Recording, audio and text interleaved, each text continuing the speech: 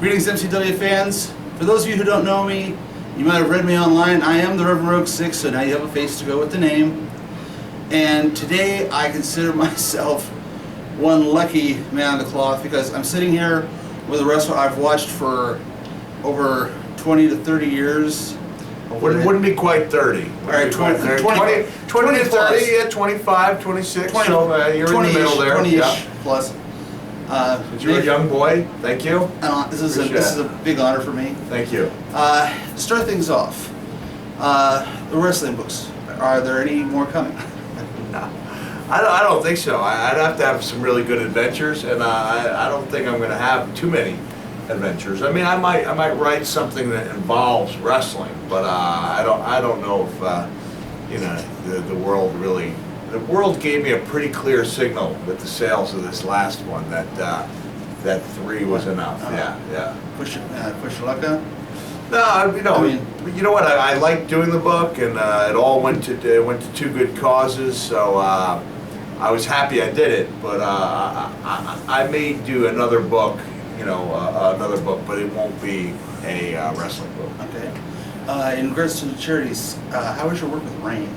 Oh, the RAIN work is good. I mean, it's tough work, but I'm a volunteer, so if I'm if I'm feeling a little strained, I don't have to do it. I really take my I give a lot of credit. I take my hat off. I'm not wearing a hat. I really give a lot of credit to people who choose to work in those fields and who can't just take time off when it gets a little stressful. But well, I was surprised when I heard that you'd start up, through meeting Tori Amos.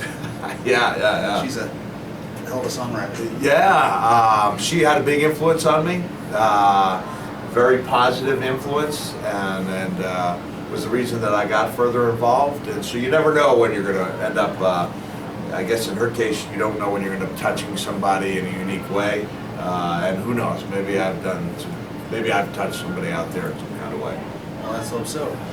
Rumors going around about you going back to Titan Tower Land. Yeah, that's because I started those rumors. Okay. Yeah, I started leaking the false information. Okay. No, I will end up back there in some respect. It's just a matter of what I do and when and how much of what I do. I don't know. I mean, nobody knows for sure. Okay. I certainly don't. Now, I've seen some rumors through some online columns. There are some people saying that if there's a person to take out The Undertaker's undefeated streak, it might be you. If given the opportunity, would you take the match? Look, has anybody checked out my WrestleMania record? I've got a streak of my own. A streak that means I haven't won one since 1998. You know what? I'd love to be asked. If I was asked, I hope it would be fairly soon because I would need a long time to get in shape for that. If it was his last match and mine, or mine, I wouldn't want to embarrass him, the company, or myself.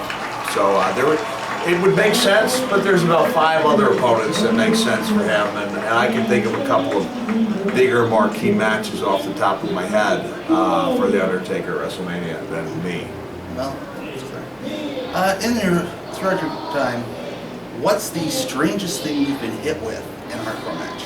Strangest thing, a 2-man kayak at the. I don't know if I was hit with it or if I used it, but there was definitely a 2-man kayak passed through the crowd at the ECW arena, and we used that as a foreign object. And also, I believe the Leonard Cohen album that was used during my farewell match. Although I believe I just cradled it to my bosom. I don't know if I actually used it as a weapon. Wow. Strangest thing you've ever autographed? Well, it's not strange anymore. At the time, I should say most offbeat. At the time, before I got involved with USO, the idea of a woman, saying, "Hey, would you mind autographing my leg?" And I said, "Sure." And then I heard like some unstrapping, and she, boom, put a prosthetic leg up on the table. That would give you pause. I've since, gotten to know a lot of people who've had prosthetic limbs, but that was very unusual and not completely unattractive to me. I thought that was pretty cool. Yeah. So I read about your stand-up comedy. Yeah. How's that been going? Based on anything funny I've said here? Oh, Just in general. Hey, I think it's going pretty good. The challenge there is to let people see what I do. So we just had a really good show in Long Island. It was professionally videotaped. And so when I get back home tomorrow, I'm going to take a look at the video, and we're going to decide which clips to put up on the internet and when, how long they should be. But that's been the toughest thing is trying to explain to people what I do, because you see that people will wait for a few hours. Yeah. And you ask the same people, we go sit 10 feet away and watch them do comedy for an hour and be like, you know, like they're trying to expose Dracula to sunlight. No, we'll wait for 2 hours for an autograph, but we're not going to try something new. So my hope is by showing people what I do, they'll want to attend it. Oh, I get it. And that's going to be a slow and steady process, but I'm pretty confident that I can build up a fan base for it. Now, 2 years ago, you were a special guest at a show at the Canton Civic Center.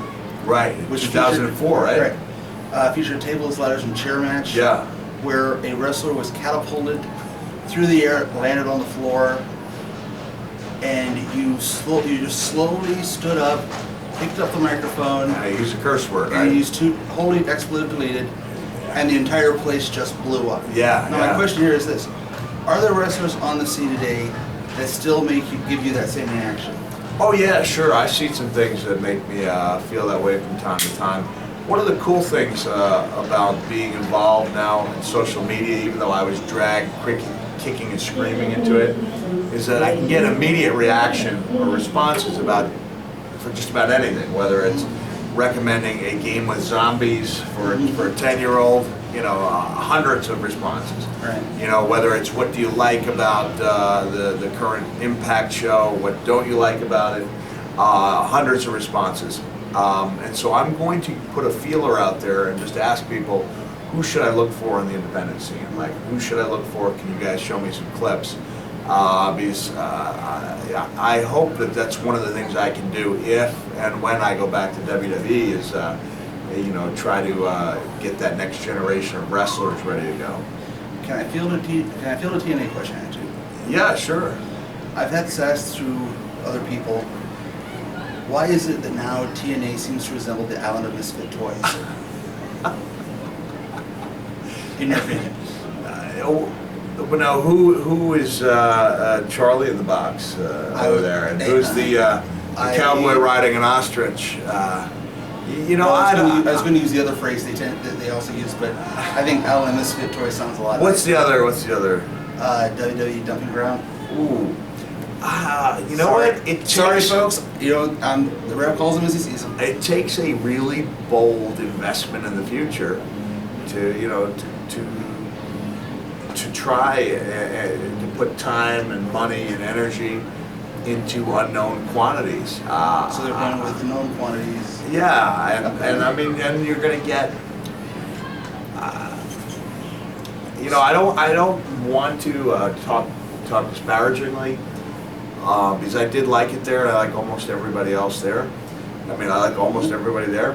But I think when you have a known quantity, you start getting diminishing returns from the moment they debut. Like, they're never as important after their debut. Whereas a younger role is gone. Yeah, whereas, you know, developing a younger talent, which is really hard to do, which takes time and effort and commitment, it's a difficult process, and that's one of the things they're missing, is that commitment to the future.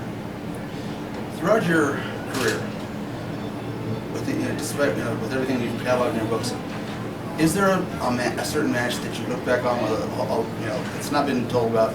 You look back on a certain amount of pride and go, yeah, that's mine. I'm proud of that. Oh yeah, sure. Yeah, there's a lot of those matches. And a lot of them are matches that were not well known. Sometimes I look back at the stuff I did as an independent wrestler in between WCW and WWE in '94 and '95. There was I guess it was like I left there in September. It was September of '94. I went to WWE in March of '96, so it was a year and a half. And the stuff I did in Japan, in ECW, but also on the independent scene was really, I think, really hard-earned type of matches. Like I really worked hard for my money, so I'm proud of those. On the flip side, are there things that that you're hitting on, like, oh dear Lord, what was I thinking? Oh sure, yeah. But I don't want to spoil it for people and say what are some of my moments about that. Everybody should feel free to pick out the worst things I've done, and there's a lot to pick from. It's like a Halloween bag full of goodies, you know. You never know you get like, wow, I completely forgot how bad that was. Yeah. Well, that's about all I have. I think you did pretty good, Rev. All right, pretty good idea to take it out of they want to do this interview, you know, out by the grandstand with radio going. Yeah, the radio blaring here. A nice round of applause for us. So just like that. Yeah. I like that. So it worked out good. Thanks for your time. Thank you. Appreciate it. Okay, you got it. Thank you.